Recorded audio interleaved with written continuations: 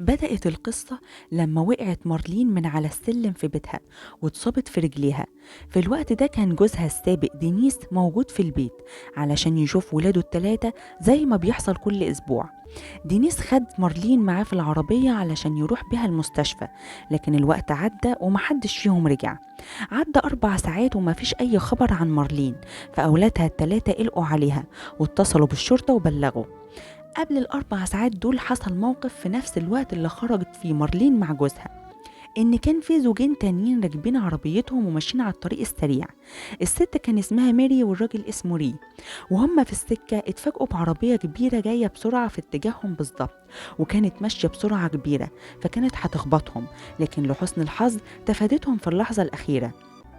الزوجين شكروا ربنا على ان الموقف عدى على خير، وماري قالت نكتة علشان تهون على نفسها وجوزها الموقف.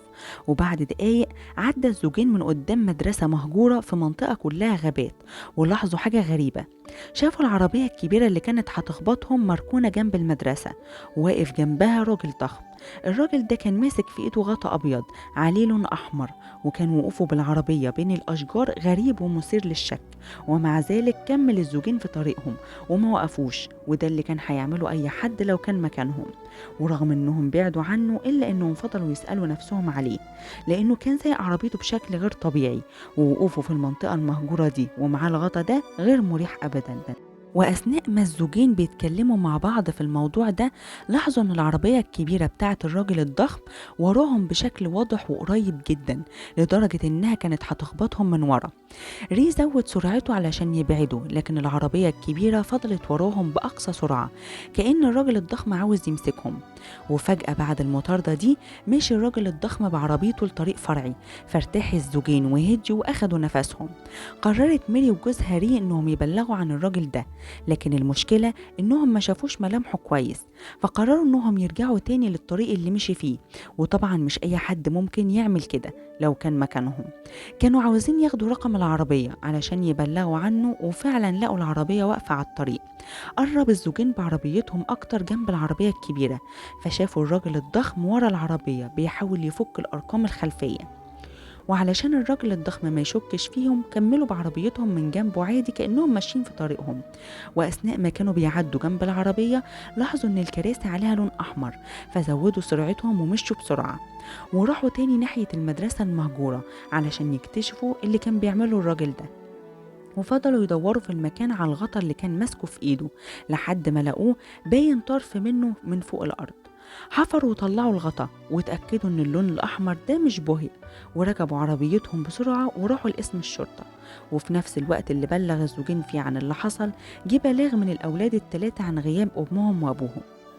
الأولاد ادوا أوصاف أبوهم وأمهم للشرطة، فتوافقت أوصاف أبوهم دينيس مع أوصاف الراجل الضخم اللي بلغ عنه الزوجين ميري وري.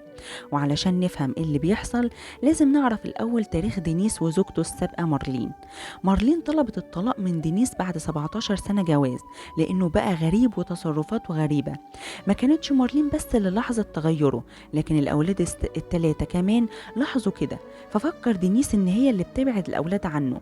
في النهاية حصل الطلاق، وأخذت مارلين حضانة الأولاد، وكان دينيس بيزورهم كل أسبوع علشان يشوف الأولاد.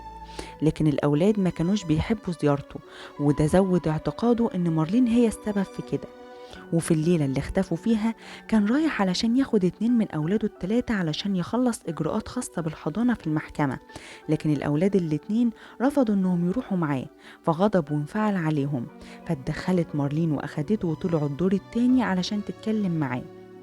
وهم بيتكلموا اشتد الكلام بينهم، فانفعل دينيس عليها وزقها بعيد بإيده، فوقعت من على السلم. ولما جه الأولاد وشافوها واقعة قال لهم إن هي اللي وقعت لوحدها وهي نازلة من على السلم، وإنه هيوديها المستشفى.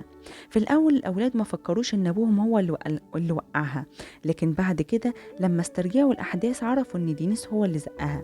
مارلين لما وقعت الوقعة أثرت عليها وما كانتش في وعيها، فساعدها دينيس وقامت بصعوبة وركبت معاه العربية، وكان سايق بأقصى سرعة، فكان هيخبط في عربية ميري وجوزها في أول مرة شافهم فيها.